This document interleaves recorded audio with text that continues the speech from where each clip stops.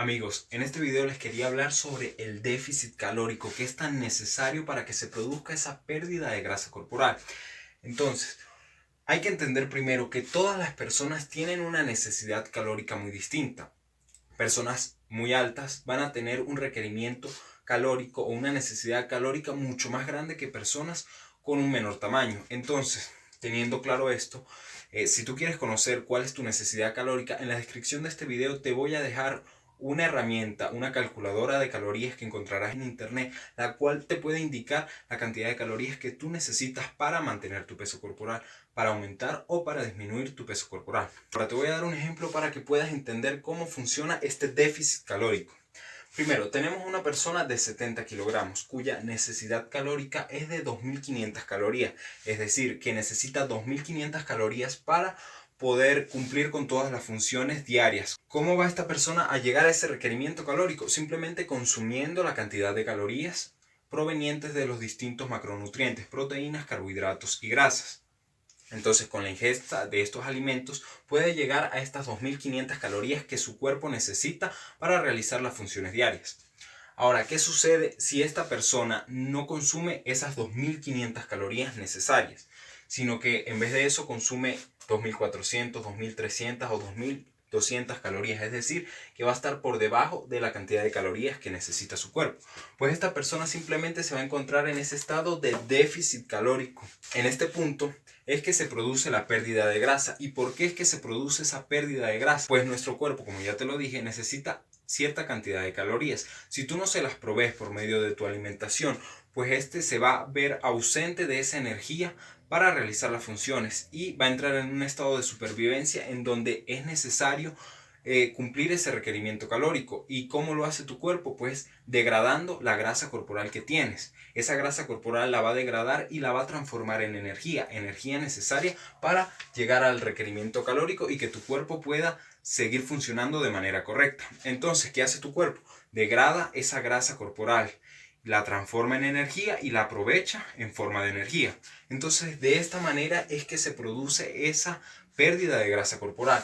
Cuando este déficit calórico es constante en el tiempo, es decir, que pasas una semana, 2 semanas, un mes, 2 meses en ese estado de déficit calórico, pues es ahí donde se va a producir esa pérdida de grasa corporal. Ahora, me imagino que te debes estar preguntando, si mi déficit calórico es mucho más grande, menor a estos números, que si 1800, 1700, cuanto menor sea tu déficit calórico, mejor. La verdad que no.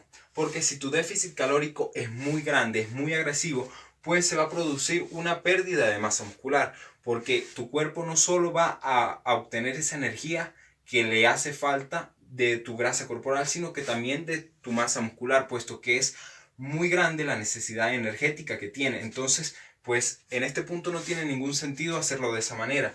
Hacer un déficit calórico tan grande simplemente se va a traducir en una pérdida de músculo y nadie quiere perder masa muscular. Este es el tejido más preciado que tiene nuestro organismo y el que más debemos cuidar.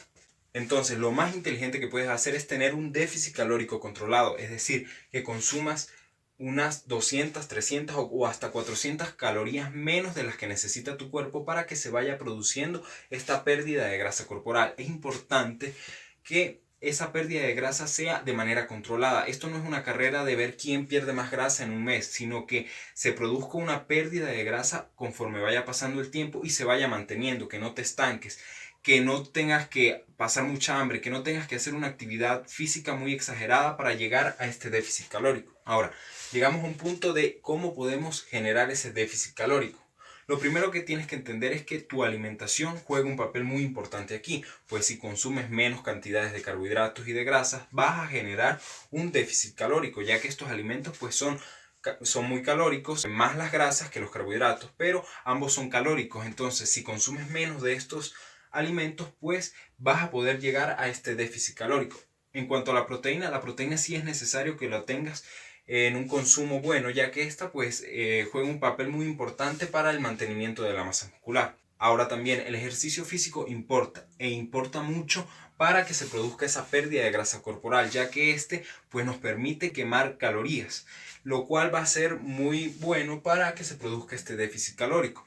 Si tú haces ejercicios con pesas y además haces cardio, pues se va a aumentar ese consumo energético, ese gasto de calorías, lo cual te va a permitir llegar al déficit calórico. Pero también hay que entender que el cardio cuando es muy excesivo también puede perjudicar tu masa muscular, lo cual tienes que ser muy consciente de la cantidad de cardio que haces, no exagerar con las sesiones de cardio para que no se vaya a producir esa pérdida de masa muscular.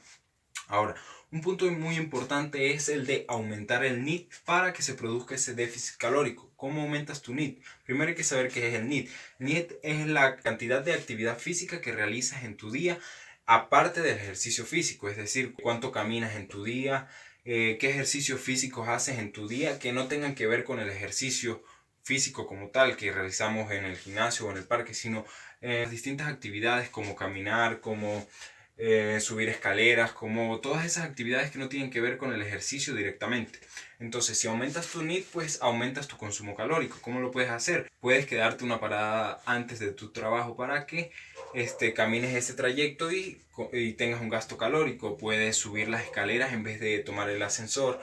Esos pequeños cambios hacen que tu NEAT sea aumentado y pues tu gasto calórico sea aumentado, y esto va a ser beneficioso para llegar a ese déficit calórico. Ahora que acabas de ver cómo funciona el déficit calórico tan necesario para la pérdida de grasa, es importante que lo apliques y lo apliques de manera correcta para que se vaya produciendo esa pérdida de grasa corporal.